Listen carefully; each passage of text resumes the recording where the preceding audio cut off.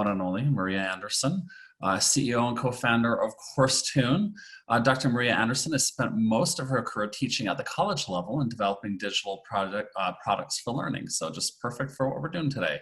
Maria has also built iPad games to teach algebra, launched the Canvas Network massive online open, my goodness, Canvas Network massive open online course platform. That's a lot of capital letters there, Maria.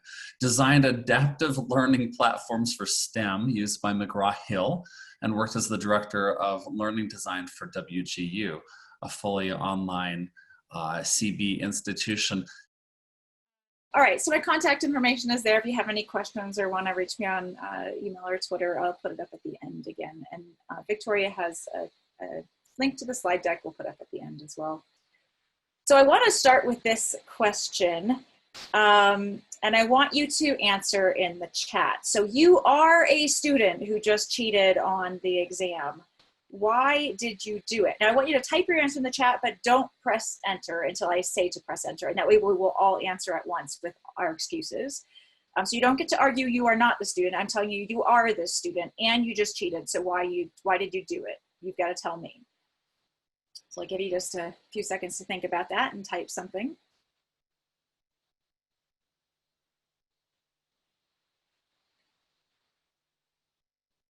And we can see now that Michael doesn't follow directions. Good job, Michael. Thank you. There's always one. All right, go ahead and press enter. Let's see all those excuses come in.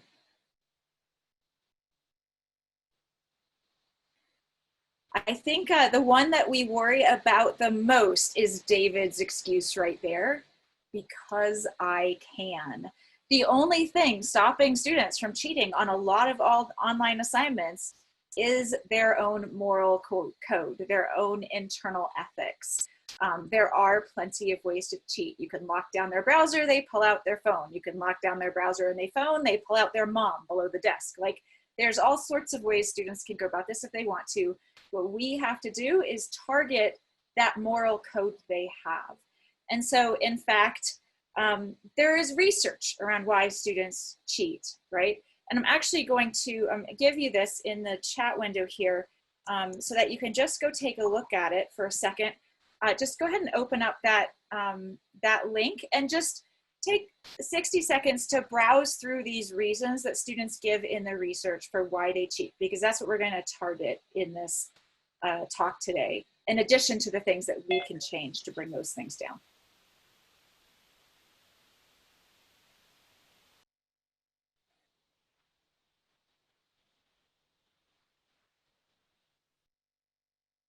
And for those of you who might be on a phone or something, let me just read through the list while these guys go read the descriptions.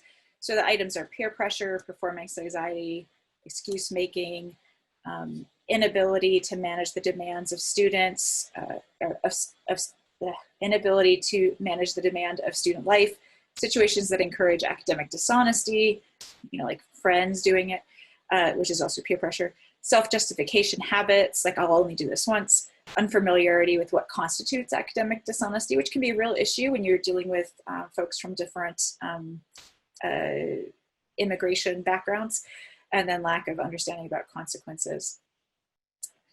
All right, so hopefully you can use that as a reference if you need to understand what these individual issues are.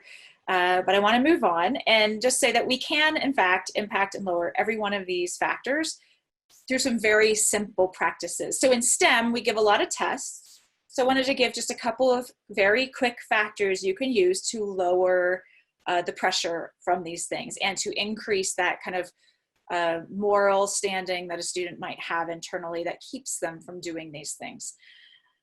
So the first one, the simplest one, is just give students a formula sheet. One of the easiest things for a student to do when taking a class, an exam in STEM, is to Google a formula they don't know. I don't know why we don't just give them the formulas ourselves. If you provide a sheet to them, you can provide a sheet they can download or print, or at the beginning of the term, if you have the formula sheet prepared for the entire term, you can ask who doesn't have a printer and have either send them a copy yourself or have somebody in your department send them a copy so that they can have a printed copy of the formula sheet to take the test with. This is such an easy and low bar that we can meet in exams. Now, there is always some faculty member out there who says, but it's really important for students to have these formulas memorized. Why is that? Does anyone know why that is, that it's so important to have them memorized? Anyone want to tell me in the chat? Because there's always somebody. I don't see the chat popping up, so I'm going to give it away because we're going to run out of time otherwise. The reason that it's so important is the desert island theory. Students might be on a desert island. They might not have access to the internet. They might not have access to their textbooks. They need to know trig identities in that case. Of course, I'd just like to point out that if you are in fact stranded on a desert island, you know, going by the last presentation, Maslow's hierarchy of needs will be your first priority. Food, water, shelter. Probably you won't get to things like trig identities for quite a while. And you also have a group of people to consult. So maybe one of you doesn't remember a formula, but other people do. And that is in fact the situation we have in the workplace. So give them a formula sheet. Super easy, lower the need to Google. The second very easy solution you can put in place to lower the likelihood that a student cheats is to just have them hand write an academic dishonesty statement as part of the exam that they write and turn into you. So, you know, writing a simple statement like, I did not receive help on this exam from anyone other than my instructor. I did not help any other student with this exam. So you're setting very clear expectations. You're eliminating the peer pressure from friends because they can say, look, I'm not willing to sign this statement that says I didn't help you when I help you. So that's it. I'm not helping you, right? So this alone should kind of set some expectations. I've had very good luck using it with take-home exams and things like that. Will it stop everybody? Nope, but it won't ever stop everybody. So you can't do that. All you can do is do what you can. Third, giving essay exams instead of multiple choice exams. When we give multiple choice exams, the questions tend to be Googleable. And if the questions are Googleable, then guess what they do? Because it's easy and because they figure everybody else must be doing it. So if you give essay exams, you're also, you know, ensuring that you're going to look at their work, that you're not going to give a -10 when they only made a 1-point error, that you can give them feedback, that they make more of a connection to you. You can start to see their student voice come out in their work and the structure of their work and their handwriting and how they organize a page. And that's all very useful to establishing authentic student presence in an online course. I use scanning apps and Microsoft OneNote to do this. So in particular, I use a scanning app called Cam Scanner, and there's a link to that on this slide to a little tutorial on how to do that. It's very easy. It takes about 2 minutes to teach students how to use it and turn in their assignments that way. I'm not going to do it here because I only have 20 minutes, but just know you can go to the slide and watch the tutorial later. Last, I think as an easy fix to some of these problems we have in STEM is just give open notebook essay exams. I like to time box them so they only have, say, 2 hours to do the exam, but it is open notebook. I find that students who have not put in the work in the class, their notebooks don't tend to help them at all. The grade distribution is pretty much the same distribution of A's, B's, and C's that I see when they take closed notebook exams, but it does lower anxiety quite a bit. The excuse making, etc. You have put the ball in their court. All they had to do to get ready for the exam was do the work you asked them to do, prepare a well-organized notebook. It's no longer that evil professor is writing an exam I can't take. It's I myself did not take the responsibility to do what would have made me successful. And that does actually shift the moral responsibility to put it back in their court, not as a fight against you. I wouldn't use this technique with multiple choice exams, and I would use multiple exam versions when you do something like this so that it's still not very easy for somebody to just share, what'd you get for number 5 or something like that. If everybody has a different number 5, that becomes a little harder. Make sure you never label which exam is which version. You should just be able to tell by inspecting the first page. That helps tremendously. As soon as you put oh, here's a little trick. You can always, you know, the last exam of the semester, just write version A, version B, version C on the exams and have no different versions, and probably that's enough to deter anything. Maybe we should cut that out of the recording so students don't know that one. All right, one last thing for STEM that's a pretty easy fix is to do scheduled short oral exams. So if you're worried that you absolutely must know that this student is this student and that they know what they know, then schedule 15-minute Zoom calls. You can use something like Calendly or one of the other software packages connected to whatever your virtual meeting platform is. It'll automatically spin up all the meetings for you. You can have students show you their ID, show up to camera. They schedule the meeting so they can schedule it from a time and place when they know they have good internet and they know that it is not going to compromise their living situation at all. You can make it clear to them that you are fine with meeting from their bathroom, their car, or wherever else they need to meet from in order to feel like it's a safe space.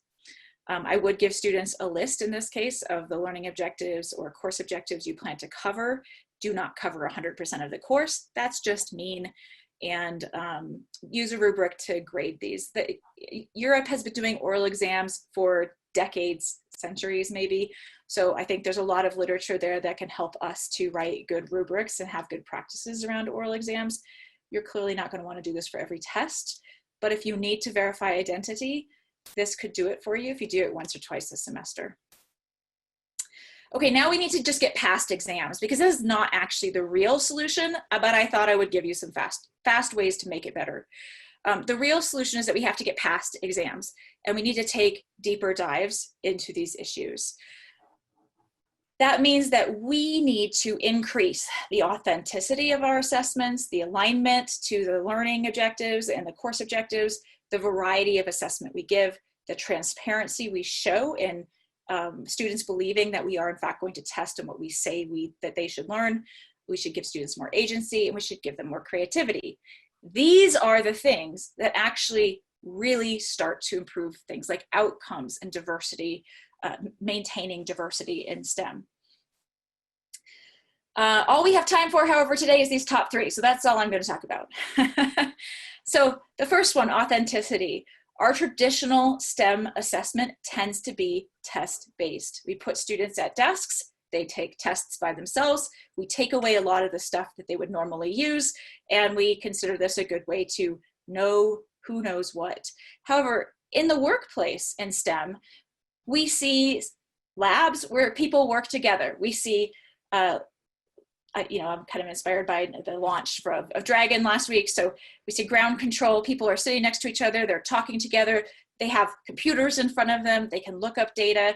If there's a high stakes situation, they're going to consult with each other on calculations and strategies. They're not going to do it in isolation. So contrast the workplace in STEM with the testing in STEM. And you can see that it's not authentic. We are not authentically testing them in the same way we would expect them to do things in the workplace. And so that's a problem. I think we need to consider how close are our assessments to the work that students will actually perform in the real world. And can you actually design something that might be more authentic?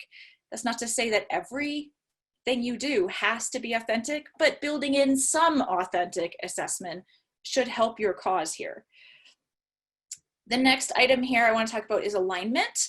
This is, I think, the top most important thing for us to get right now in courses that we are rapidly moving online. And it's not something we talk about a lot. So let me just walk you through what happens in courses over time. We have the original curriculum that we design. Over time, we go through two processes with that curriculum very naturally in higher education. One is curriculum drift, where we start to add new topics because we discovered new things. So if you're teaching any kind of science, every month, thousands of papers get published, and those papers affect what we now know about subject areas. And so every time that happens, we add more topics to the curriculum in a whole. So if you're a biology major, the amount of knowledge a biology major needs to know just grows daily, weekly, monthly. On top of that, we have what's called curriculum bloat, which is that we take the current topics that we talk about and we simply keep making the chapters bigger. We add, in math, we add more types of problems, we add more technology we're teaching. In other sciences, we add more case studies, we add career profiles, we add all sorts of stuff that just bloats the existing curriculum on top of the drift that we've added to the curriculum. We do this without ever taking away. I mean, we occasionally take something away from these classes, but because we have this kind of like, I learned it, so you should learn it mentality, we have a really hard time giving up old things in STEM. we are kind of hoarders in this respect. We cannot let go of things like factoring in mathematics, even though nobody factors in the real world. We just have to keep doing it. And so our curriculum reality is that our classes are not the curriculum we originally designed. They are some incredibly bloated form of what we originally designed. And pause and think for a second, has the number of credits for a degree gone up? Because our curriculum has probably doubled in the last 10 or 20 years. But I don't think any school that I know of has doubled the number of credits required for a bachelor's degree, which means that something is wrong here. We are cramming too much material into our classes. So the question you have to ask yourself, step one is, are the course objectives actually real objectives? Like, look back through the course objectives for the class and ask yourself, are these the real skills we want students to leave this course with? I always like to go back to the question, if a student left your class having only 5 skills, what would those 5 skills be? Duke it out with your colleagues, figure out what those 5 skills are. Probably you'll land at something like 7, which is acceptable, but if I give you 7 to start with, you'll end up with 10, and that's too many. So start with 5 must-haves and see where you land. But these are skills that students should learn, not topics that students should learn. That's a mistake I often see people make in course objectives. The reason the course objectives are important is that you now need to go through all the learning objectives in the course, all those little granular learning objectives, and ask yourself, is this learning objective relevant to the course objectives here? And if the learning objective has no relevance whatsoever to your course objectives, you need to stop and ask yourself, oh, is this that place where we're hoarding something and we need to let it go? Clean the shelves, condo the curriculum, okay? So every learning objective that you have in a course should actually correspond to one of the course objectives. You are essentially taking every learning objective and categorizing it in exactly the course objective it goes with. If you cannot do that, then you have to think, are we missing a course objective, or do we have too many learning objectives? It's very common to find you actually have both problems when you do this the first time.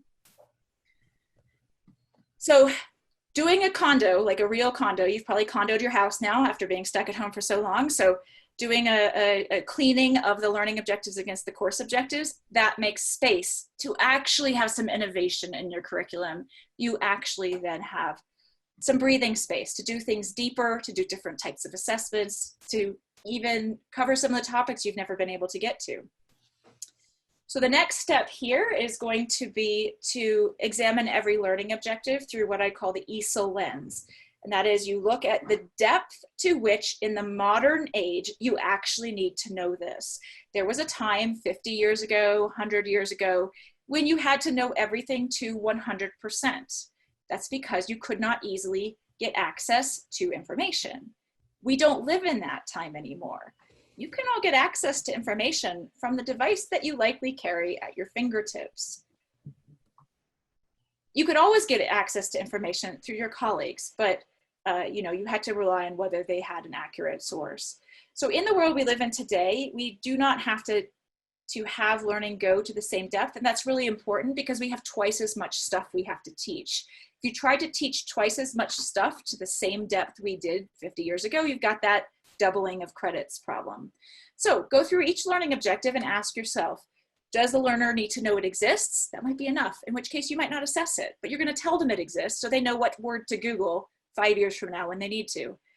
Can the learner do it supported with help from tutorials, books, their peers, etc.? Can they work through a new and novel example given the resources they would be likely to have in the real world? I is independent. Can the learner do it independently? This is typically independently enough to get to the next class, to get to the next place you're scaffolding it. Not necessarily a lifetime scaffolding, but independently get you to the next place you're going to keep using that skill. And then lifetime, do you want the learner to maintain the skill for a lifetime? So for me, something like being able to look at a graph and be critical of whether the information has been skewed in some way, that's a lifetime skill for me. I want students to walk away from my classes knowing that forever. Whether they can solve an equation by completing the square is definitely not a lifetime skill in my classes. It's kind of just barely a supported skill. And those are decisions you have to make given the context of your institution, your colleagues, your transfer schools, etc. But you do need to do this. And the reason that you need to do this is because this helps you to set the variety of assessment properly. Thought we just practice one. So I'm going to give you a biology objective. There is a slide in here, by the way, that talks you through assessment strategy for each of these, but we won't go too far into it, except to say that if you're doing something at a supported level, you probably don't need to examine students to death on that learning objective. So here's an example of a learning objective for general biology. And what I'd like you to do is in the chat, decide if this is an E, S, I, or L, but don't press enter until I say so, okay? So the learning objective is give examples of clinically used drugs that target the microtubular system and the potential side effects.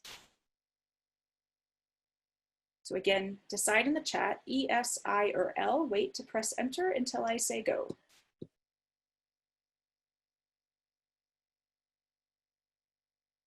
All right, go.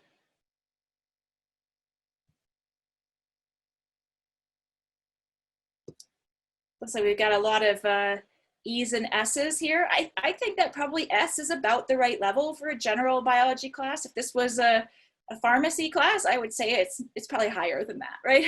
But for a general biology class, this is good. And for pharmacy students, they will take more classes after this. They will spend more time on clinical drugs after this. You can make these questions an L or an E in some other class, right? And so this is the process you go through. After you check your learning objectives, match your course objectives, now you look at your learning objectives for what kind of depth of learning do I actually want in the modern age where information is freely available. And then you use a variety of assessment to do that. So you don't just give tests. Tests are appropriate strategies for like levels that you want students to reach independently or lifetime. Lifetime to me is make sure it's on the final. Independent to me is make sure it's on like a unit exam or a midterm or something like that. Your final should really focus in on lifetime skills for the most part, if it's a cumulative final. So we have a variety of ways we could do assessment here for a STEM class. And you can think about each of these as having kind of an appropriate level at which you are assessing the student. And so like video demos, if you have a student do a video demo, they're doing that supported with the ability to practice, to look up information, et cetera. They will have to do the demo on their own, but not blindly. They get help prior to it. If you're doing an oral exam, that's going to be independent or lifetime, depending on the conditions, et cetera. Projects are generally supported with help from the internet, friends, help from their instructor, et cetera, right? So that's a supported level. And so you can go through one by one and kind of look at your assessments and say, does this assessment match the level of depth to which I feel like I need to make sure the students learn this? And so by aligning those two things, we can get a variety of assessment into the class.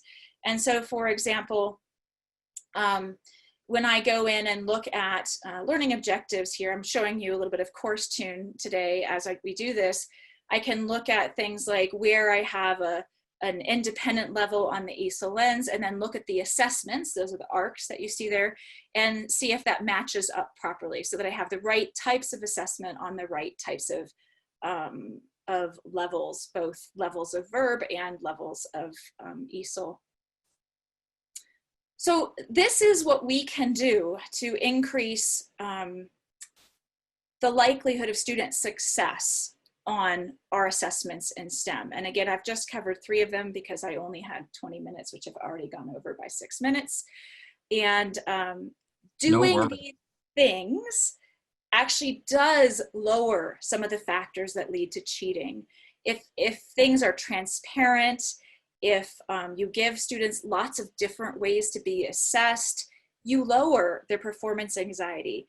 You give them a chance to demonstrate to you what they do know instead of constantly going after what they don't know, which always I think feels a little bit to students like a gotcha moment. When they get to that question on the test and it says something like, you know, what is the vertex of this parabola? And you're like, oh, I don't know the vertex, but I know the domain, and I know the range, and I know the concavity. I know all of this stuff that you're not asking me about, but I don't know this one thing. So now I've lost, 10 points because I don't know it.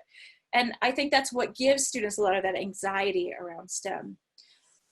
I thought I would just point out to conclude here that if we do this, if we give a variety of assessment, more authentic assessment, more transparent assessment, then what we are likely to do is support more kinds of students, and not just the ones who grew up in households that taught them how to study for exams and who were able to go to a tutor every time they struggled. We will start supporting the students who we traditionally have a hard time keeping in STEM tracks.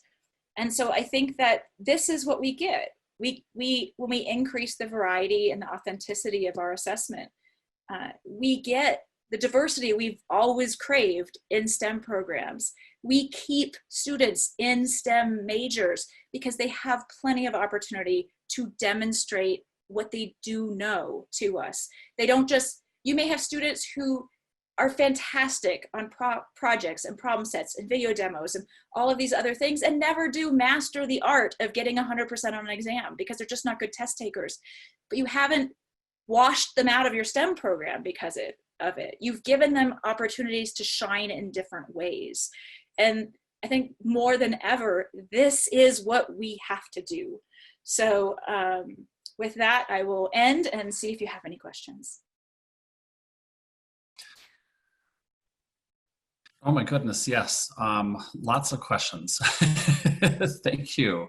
One from Robin was, in a remote academic setting, in an academic honesty, is an academic honesty statement that is typed effective, or would you recommend having them still handwrite it and upload a picture of the handwritten statement?